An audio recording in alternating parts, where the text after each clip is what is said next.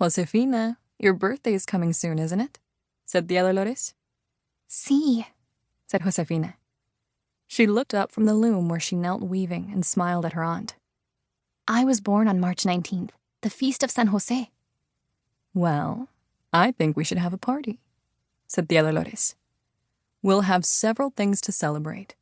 It's the feast of San Jose. You will be 10. Spring will be here. And, Tía Dolores added happily, God willing, we should have quite a lot of new sheep by then. We've made 60 blankets. That's enough to trade for 90 sheep. That is good news, exclaimed Josefina. She and her sisters, Ana, Francisca, and Clara, had worked a long time to make those 60 blankets. First, they had carded the wool and spun it into yarn. Then they dyed the yarn and wove it into long strips of heavy fabric on a loom. Then they sewed the strips together to make blankets. It's good, said Clara, carding a tuft of wool to entangle it. But 90 sheep aren't enough to replace the hundreds that Papá lost in the flood last fall. We can't stop making blankets. Oh, bah, Francisca bleated at Clara.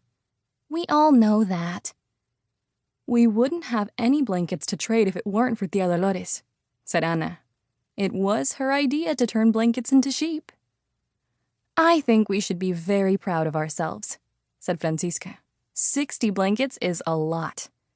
She sighed as she poked her needle into the thick cloth. I know I worked hard on them. Ana, Clara, and Josefina burst out laughing. Francisca had complained bitterly when Tía Dolores, who came to live with them after Mamá died, announced that the sisters would make blankets to trade for sheep. Now Francisca made it sound as if she was responsible for all 60 blankets. At first, Francisca scowled at her sister's laughter, but soon she laughed at herself along with them. Oh, all right, she admitted grudgingly. The rest of you worked hard too. Tía Dolores, when do you think Papá will go to the pueblo to trade the blankets for Esteban Duran's sheep? Asked Josefina. Esteban, Papá's great friend, was a Pueblo Indian. Soon, said Tía Dolores. She smiled at Josefina. Maybe you'd like to go with him. Tía Dolores knew that Josefina loved to go to the pueblo and see her friend Mariana, who was Esteban's granddaughter. May I find Papá right now and ask him? Josefina said. Sí, said Tía Dolores, who always understood Josefina's eagerness. Gracias, said Josefina. She was just about to hurry out the door when an idea stopped her. Tía Dolores, she said. Won't you come with me? You should be the one to tell Papá about the blankets and the sheep. Very well, laughed Tía Dolores. She put her sewing aside and took Josefina's hand, and together they went out into the cool spring evening. Josefina loved the way spring came swooping in like a bird on a breeze. At the rancho, baby animals were born and plants began to grow. Look, Tía Dolores, said Josefina. She knelt down and lifted a handful of dead leaves in a corner of the courtyard. Underneath, yellow-green sprouts were sticking up out of the soil.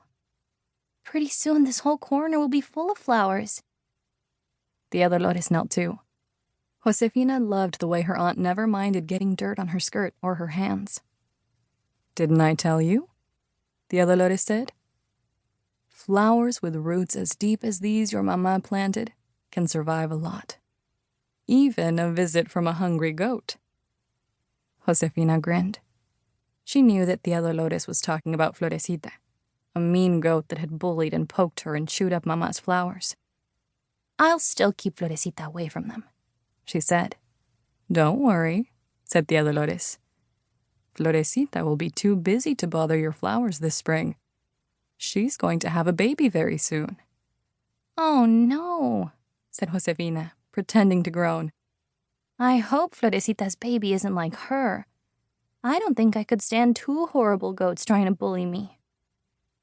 Josefina wasn't the least little bit afraid of Florecita anymore, but she didn't like her the least little bit either.